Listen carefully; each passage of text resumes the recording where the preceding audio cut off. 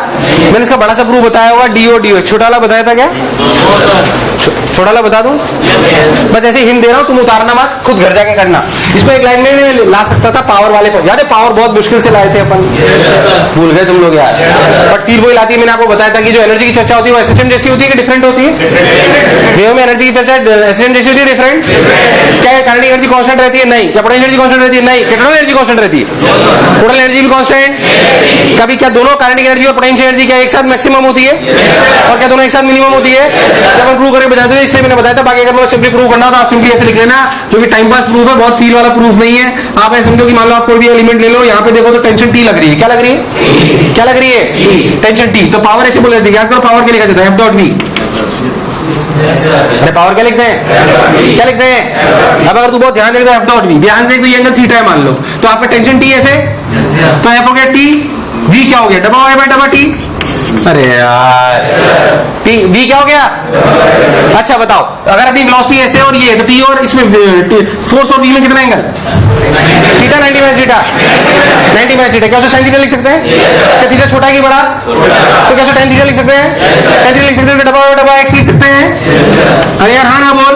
T के लिए mu V square रख दे, डबा डबा टी के लिए रख दे, डबा डबा एक्स के लिए रख दे, वो एक्सप्रेशन आएगी जो अपने पावर में निकाली थी।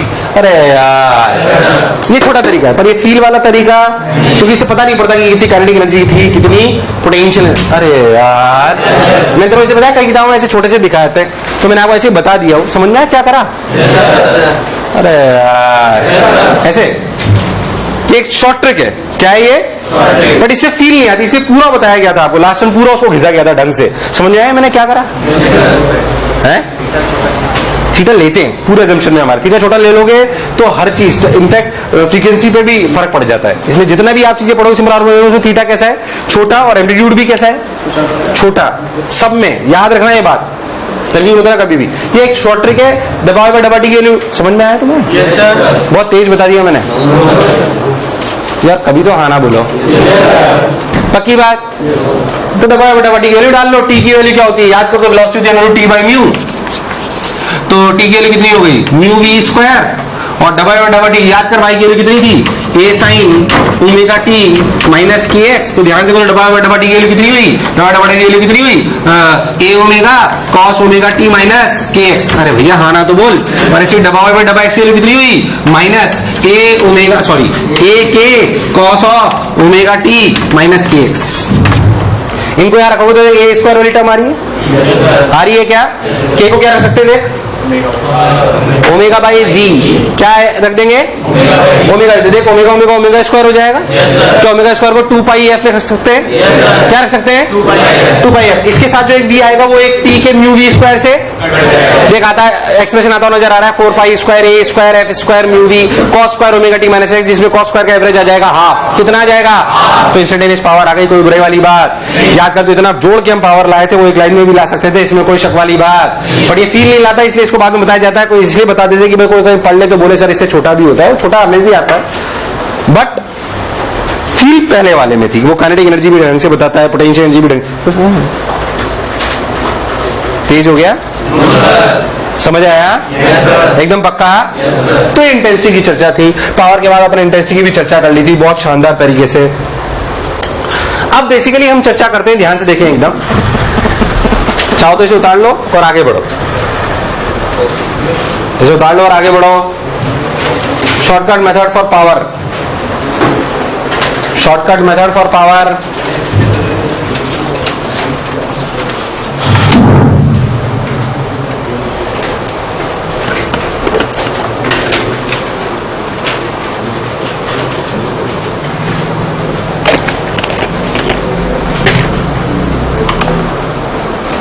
इधर देख,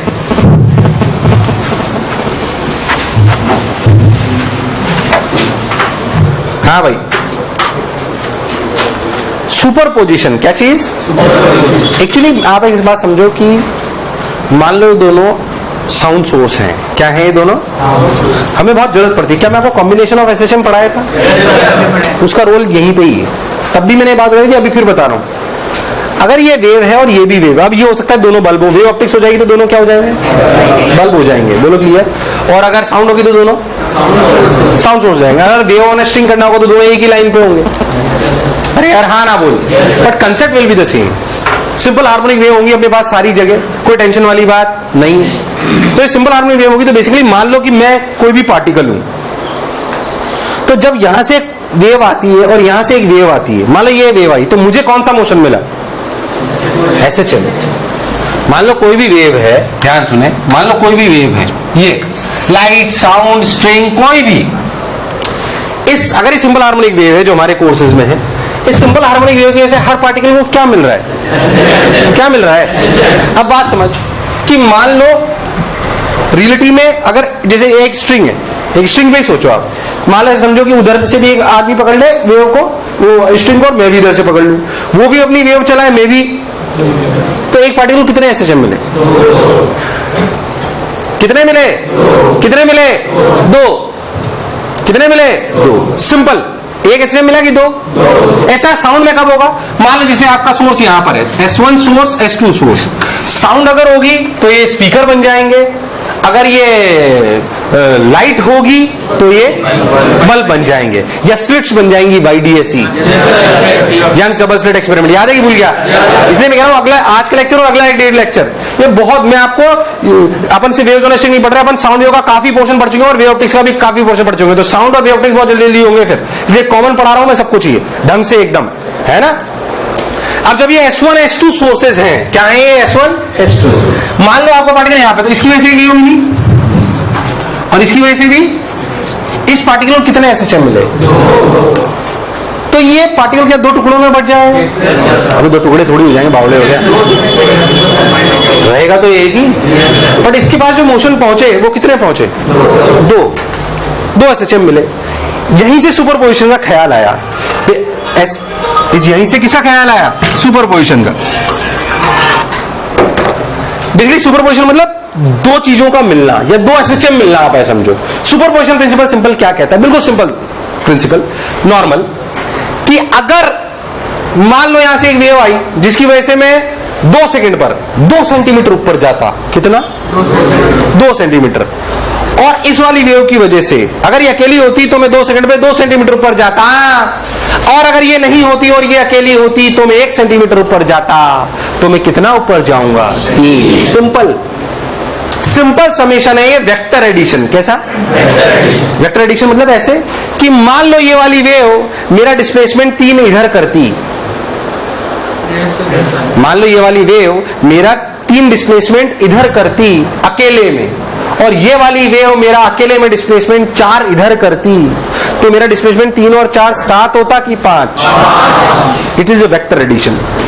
हालांकि आपके लिए कभी वेक्टर एडिशन की जरूरत कभी नहीं पड़ेगी तुम्हें, बट क्योंकि हम प्रिंसिपल लिख रहे हैं इसलिए हमें बात समझ में आनी। सुपरपोजिशन प्रिंसिपल स्टेट कहता है कि अगर किसी पार्टिकल को 2 SHM मिलते हैं या 2 वेव मिलती हैं, तो बेसिकली उसका जो नेट डिस्प्लेसमेंट होता है वो उन दोनों वेव्स के द्वारा जो इंडिविजुअल में डिस्प्लेसमेंट लाया जाता उसका वेक्टर समेशन होता है। उसका क्या होता है? क्या होता है? Simple superposition principle states that कि y net of the particle, y net का मतलब डिस्प्लेसमेंट नेट है, वो मैं y नेट लिख रहा हूं यहां पे आपको समझाने के लिए। अरे यार हाँ ना बोल। It is simply y net बराबर y1 प्लस y2। वैसे वेक्टर एडिशन होना चाहिए ये, इसमें कोई तुम्हारे लिए जरूरत नहीं पड़ेगी, इसमें ज्यादा बोल नहीं रहा। तू सोच के देख, किसी भी वेव की वजह से मुझे क्या मिलता है? तो किस चीज की इक्वेशन होगी ये किसकी होगी? तो कितने SHM जोड़े? इसीलिए आपको कॉम्बिनेशन ऑफ SHM सिखाया गया था और बोला था कि आगे बहुत इंपॉर्टेंट है, इसके बिना काम चलने वाला, इसके बिना निपट जाओगे आप। सिंपल सी बात। तो अपन ध्यान में रखें कि y net is basically y1, ये सुपरपोजिशन प्रिंसिपल है, लैंग्वेज में लिखा दूंगा। So what is superposition principle? Simply कि अगर किसी पार्टिकल को, ध्यान समझना, कि अगर किसी पार्टिकल को 2 सोर्सेज से SHM मिलते हैं या डिस्प्लेसमेंट मिलते हैं, तो उसका नेट डिस्प्लेसमेंट उनके इंडिविजुअल डिस्प्लेसमेंट्स का वेक्टर समेशन होता है। उनके इंडिविजुअल डिस्प्लेसमेंट्स का, और इस तरीके से वेव्स के मिलने को ही इंटरफेरेंस कहते हैं। क्या कहते हैं? ये क्या हो रहा है? ये क्या दो वेव इंटरफेयर कर रही है? क्या कर रही है? इंटरफेयर करके क्या करेगी? ये कौन सा प्रिंसिपल बताता है?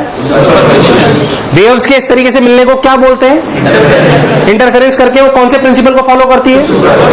ये मैंने आपको बताया, सिंपल।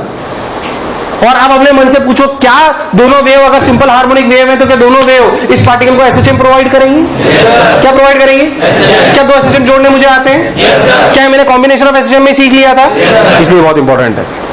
अरे यार, और पार्टिकल का डिस्प्लेसमेंट में क्या एनर्जी डिपेंड करती है? हाँ, कि intensity directly proportional to pi square A square F square rho V. आप सोच के देख, साउंड और एयर है जो भी आप लोग है, देख जो इंटेंसिटी का फॉर्मूला होता था, समझना उस बात को, क्योंकि खेल सारा इंटेंसिटी का होगा साउंड में, लाइट में, क्योंकि इंटेंसिटी ही आपको ब्राइटनेस दिखाएगी और इंटेंसिटी ही आपको तेज सुनाएगी। इसलिए सबसे इंपॉर्टेंट फैक्टर जो हमारे लिए होगा वो क्या होगा? अब ध्यान सोचना, अगर अपन एक ही मीडियम में खेल खेले तो 2 pi square A square F square rho V, 2 pi square A square F square. अब सोच, अगर यहां से एक सोर्स है साउंड का, यहां से एक सोर्स है साउंड का, क्या 2 सेम रहेगा?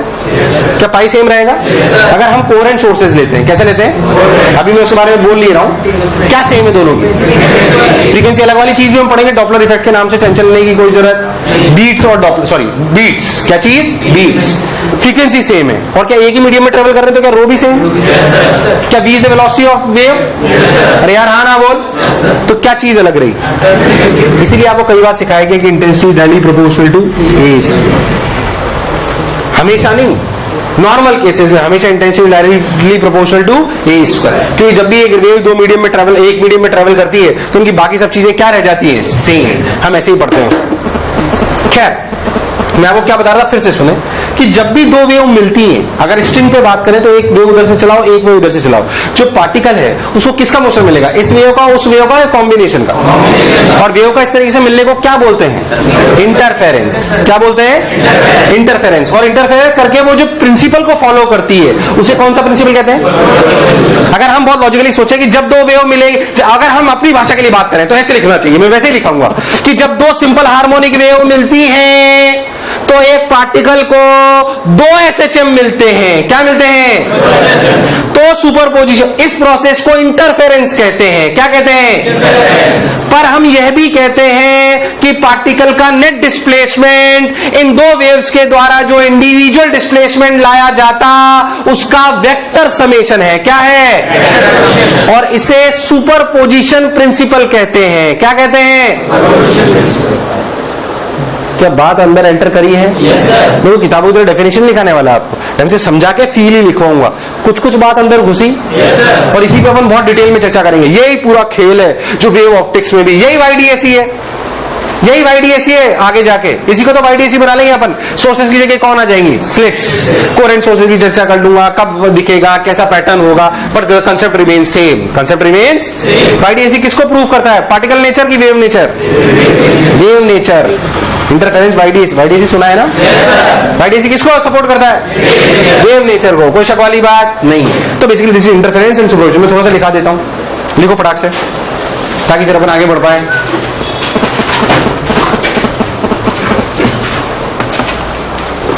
सताते थोड़ी सी पागल हो जाओ।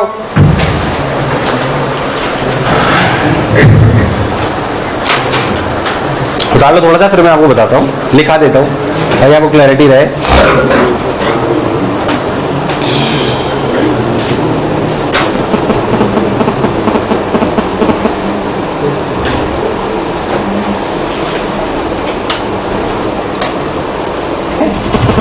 तो उसे इंटरफेरेंस कहते हैं। जब दो वेव मिलती है तो उसे इंटरफेरेंस कहते हैं। जब दो वेव मिलती है तो उसे इंटरफेरेंस कहते हैं। क्लियर है? जब दो वेव मिलती है तो उसे इंटरफेरेंस कहते हैं। अगर हम दो सिंपल हार्मोनिक वेव्स को इंटरफेयर कराएं तो किसी भी पार्टिकल को 2 एसएचएम मिलेंगे। अगर हम किसी भी दो सिंपल हार्मोनिक वेव को मिलाएं तो एक पार्टिकल को 2 SHM मिलेंगे।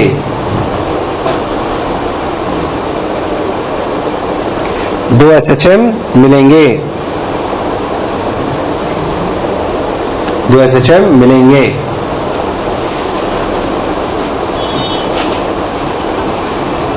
SHM मिलेंगे, फुल स्टॉप। सुपरपोजिशन प्रिंसिपल कहता है कि सुपरपोजिशन प्रिंसिपल कहता है कि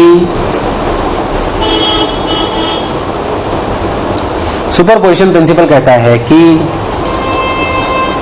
किसी भी एक पार्टिकल का नेट डिस्प्लेसमेंट, किसी भी एक पार्टिकल का नेट डिस्प्लेसमेंट वेव्स के वेक्टर समेशन के बराबर होता है। इंडिविजुअल वेव्स के वेक्टर समेशन के बराबर होता है। पूर्ण विराम। अब मेरे पास दो वस्तु स्थिति है कि मैं एक बार सिर्फ स्ट्रिंग वाला वेव में घुस जाऊं या एक कॉमन सेगमेंट पढ़ाऊं। मैं कॉमन सेगमेंट पढ़ा रहा हूं आपको। 11वीं होती तो शायद ऐसे नहीं पढ़ाता।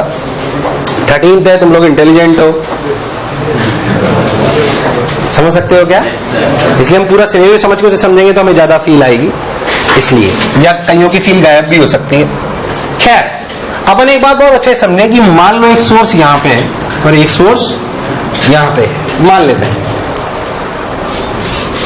It is very much clear कि मान लो कि इसकी इक्वेशन है A1 sin omega T minus KX1, या प्लस ले लो, जैसे लेना ले लो, KX, और इसकी इक्वेशन है A2 sin omega T plus KX। मैंने दोनों का क्या सेम लिया?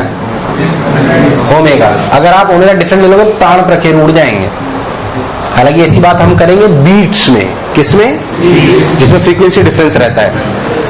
ऐसे सोर्सेस, इन सोर्सेस को कहते हैं कोहेरेंट सोर्सेस। क्या कहते हैं? Coherent sources. अभी और भी उसके बारे में समझा दूंगा मैं आपको। रिलेटिव में इसको आगे ले जाता हूं और टफ कर लेते हैं। डरना मत। फिर कह रहा हूं सारे चैप्टरों के लिए कॉमन सेगमेंट I2। ये एक वेव इक्वेशन है, ये एक वेव इक्वेशन है जो सोर्सेस से जनरेट हो रही है। मान लो कि आपका पार्टिकल यहां पर है, इस जगह पे। अब लाइट सोर्स भी हो सकते थे, साउंड सोर्स भी हो सकते थे, स्ट्रिंग की वेव भी हो सकती थी, वॉट एवर इट इज। मान लो यहां से दूरी थी x1, वहां से दूरी थी x2। ये किसकी इक्वेशन है? वेव की, SHM की? सोच के बोल। किसकी है? किसकी है? वेव की। बहुत बढ़िया साहब, ये वेव की इक्वेशन है। इस वेव की वजह से इस पार्टिकल को क्या मिला? उसकी इक्वेशन क्या है? A1 sin omega T plus KX1 plus phi1। Yes और नो? इस वेव की वजह से इसे क्या मिला? SHM। कितना? A2 sin omega T plus KX2 plus phi2। अब सुपरपोजिशन प्रिंसिपल क्या कहता है? क्या कहता है? क्या इन दोनों का सिंपल समेशन? ये y1 है और ये, और ध्यान से सोचो तो y1 plus y2 is basically addition of 2 SHMs। Wave से पहुंचे SHM पे, 2 मिले SHM, उनको जोड़ा तो कॉम्बिनेशन ऑफ SHM जो तुम्हें आता है। बोल यस और नो? सुपरपोजिशन प्रिंसिपल कहता है कि इस पार्टिकल का नेट डिस्प्लेसमेंट होगा तो सिंपली इन दोनों का समेशन होगा A1 sin omega T plus KX1 plus phi1 plus A2 sin omega T plus KX2 plus phi2। ये वेव्स की इक्वेशन है कि SHM की? ये किसकी इक्वेशन है? SHM की। वेव से चालू हुए थे, पर अगर एक पर्टिकुलर पार्टिकल पे पहुंच गए तो वो SHM बन गया। क्या बन गया? फिर और सुपरपोजिशन ने कहा कि नेट डिस्प्लेसमेंट दोनों का समीशन होता है। कोई बुराई वाली बात? लिख दिया भाई साहब। अब याद कर ऐसे 2 SHM को जोड़ने का तरीका याद कर। क्या था? तू बताएगा, मैं नहीं बताऊंगा। जब इनकी डेट इक्वेशन लिखी जाती थी तू बताएगा? भूल गया तू भाई। क्या मेजर बात थी? एम्पलीट्यूड। मेजर बात क्या था? क्या शॉर्ट ट्रिक कहती थी कि इन दोनों को क्या वेक्टर एडिशन, क्या A1 A2 को वेक्टर मान लो? A1 A2 को क्या मान लो? अच्छा, किसको A1 मानो? अपन मान लेते A1 वाला ही छोटा है कैलकुलेट, क्योंकि हमें पता नहीं है, हमें सारी बातें याद है। सब कुछ लिखा था हमने, दोनों टर्म साइन में होनी चाहिए, बीच में प्लस होना चाहिए, ओमेगा टी कट जाना चाहिए। A1 वो होता है जिसका फेज, सब लोग भूल गए, तुम लोग याद है कि भूल गया? कॉम्बिनेशन आपको ढंग से पढ़ाया गया था, कोई बुराई वाली बात? शॉर्ट ट्रिक लिखी गई। अब A1 A2 को वेक्टर की तरह ले लो। ये A1 और ये A2। A1 और A2 को जब वेक्टर की तरह लेते हैं तो उनके बीच का एंगल क्या लेते हैं? उनके बीच का एंगल क्या फेज डिफरेंस लेते हैं? क्या ये ओमेगा टी और ये पूरा इसका फेज 1 और ये फेज 2, इसमें से इसको माइनस करो तो यहां जो फाई आएगा, बेसिकली जो फाई आएगा वो क्या होगा? ध्यान से सुनना, वो दिस माइनस दिस, यानी कि k x2 minus x1 plus phi2 minus phi। यही पूरा खेल होगा इंपॉर्टेंट हर जगह, चाहे वो वेव ऑप्टिक्स हो चाहे वो कुछ भी हो। वेव ऑप्टिक्स का काफी सारे पोर्शन पढ़ा दूंगा मैं, अभी ध्यान रखना एकदम। अच्छा ये समझ ले, जब 12th में SHM ये वेव ऑप्टिक्स दोबारा पढ़ाते तो यहीं से कहानी चालू होती है जहां से आज चालू करी है, और 8 लेक्चर तो उसे दोबारा पढ़ाते क्योंकि हम ये मान लेते हैं कि SHM वेव जो उसने 11वीं में पढ़ा था वो सब कुछ भूल गया है, इसलिए यही कॉमन सेगमेंट दोबारा उठाया जाता है। वेव ऑप्टिक्स चालू होती तो तुम्हारे में दोबारा उठाया जाएगा क्योंकि साउंड के साथ ही वो पढ़ा दिया जाएगा। अरे हाँ ना तो बोलो। खैर 5, अब ध्यान देख k की क्या वैल्यू है? k कहते हैं 2 pi by lambda x2 minus x1। ये x2 माइनस x1 क्या डिपेंड्स ऑन पोजीशन? क्या डिपेंड्स ऑन पोजीशन? सोच, ये दोनों सोर्स है, मैं यहां खड़ा हूं तो x2 माइनस x1 सेम होगा अलग, मतलब यहां पे कुछ होगा, यहां पे तो क्या फेज डिफरेंस चेंज हो जाएगा? तो क्या एम्पलीट्यूड चेंज हो जाएगा?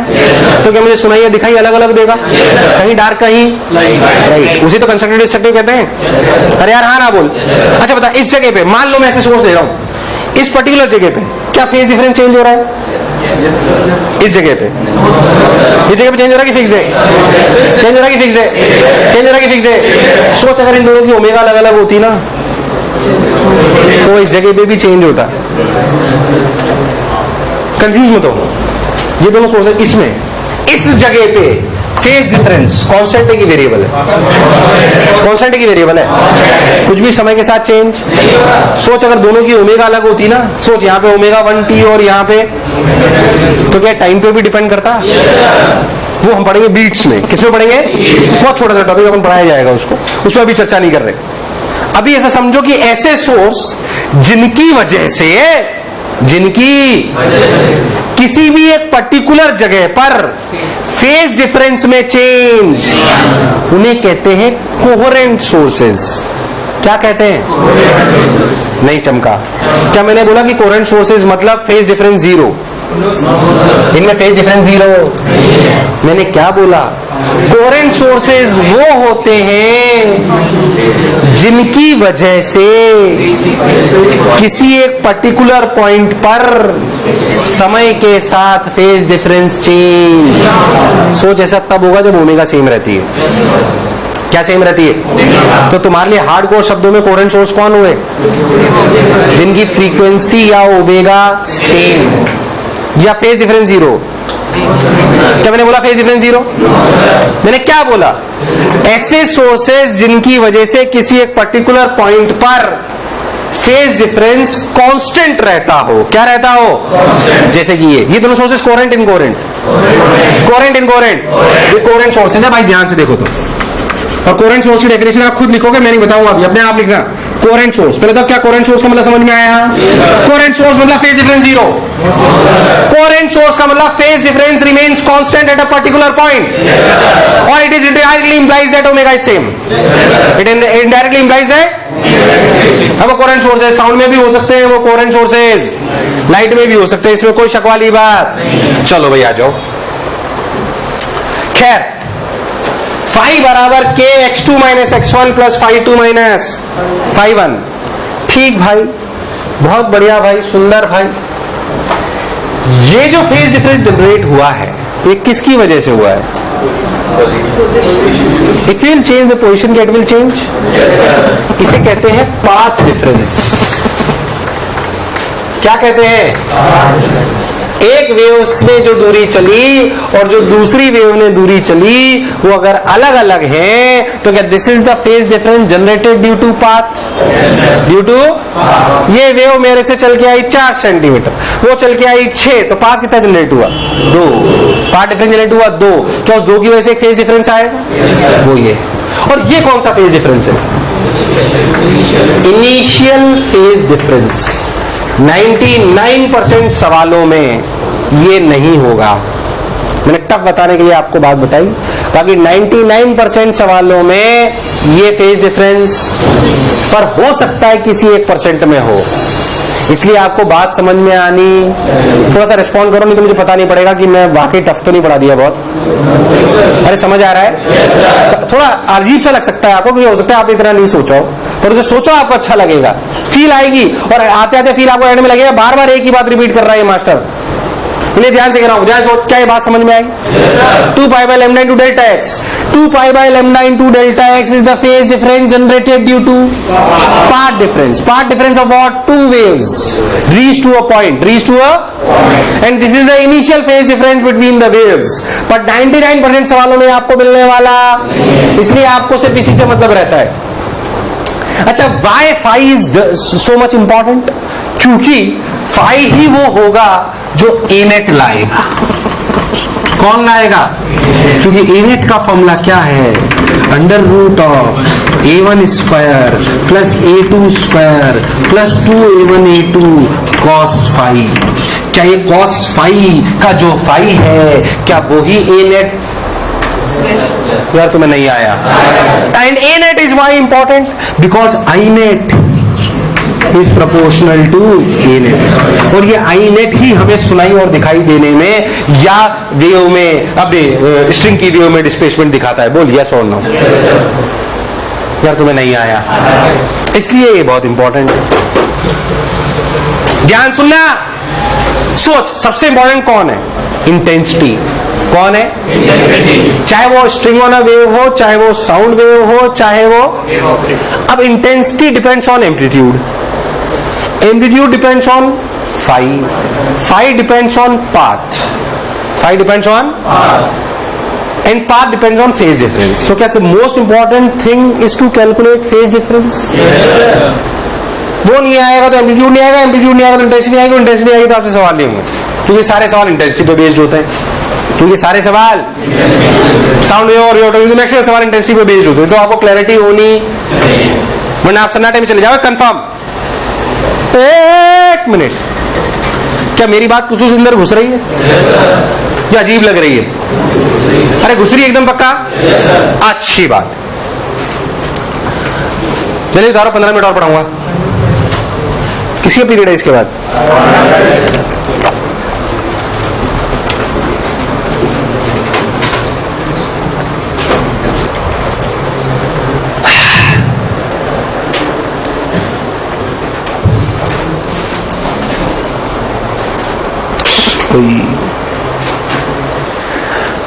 अगर आप बहुत ध्यान से और सोचो तो मान लो ये साउंड सोर्स है। क्या है? Sound source. क्या है? तो जो इंटेंसिटी का फॉर्मूला था वो क्या था? ध्यान देख, 2 pi square a square f square rho v। क्या rho is density of air? क्या दोनों के लिए सेम? क्या velocity of wave also sound की दोनों की एयर में सेम? फ्रीक्वेंसी दोनों की? तो अलग क्या है? एम्पलीट्यूड। क्या है? एम्पलीट्यूड। ध्यान से सोचो तो इस सोर्स की वजह से जो इंटेंसिटी I1 आई और इसकी वजह से जो इंटेंसिटी I2 आई, इसकी वजह से जो इंटेंसिटी I1 आई और इसकी वजह से जो इंटेंसिटी I2 आई, वो I1 बेसिकली था क्या? K A1 square, K some constant, K some. ऐसे I2 क्या था भाई? K A2। और I नेट क्या हुआ भाई? K A net square. नहीं आया? अरे नहीं आया? अरे नहीं आया? अब यहाँ रख दो, मैं गड़बड़ तो नहीं कर रहा। ध्यान सुनना, A net square equal to A1 square plus A2 square plus 2A1 A2 cos phi plus 2A1 A2 cos phi। क्या A नेट स्क्वायर को लिख सकता हूं K I नेट?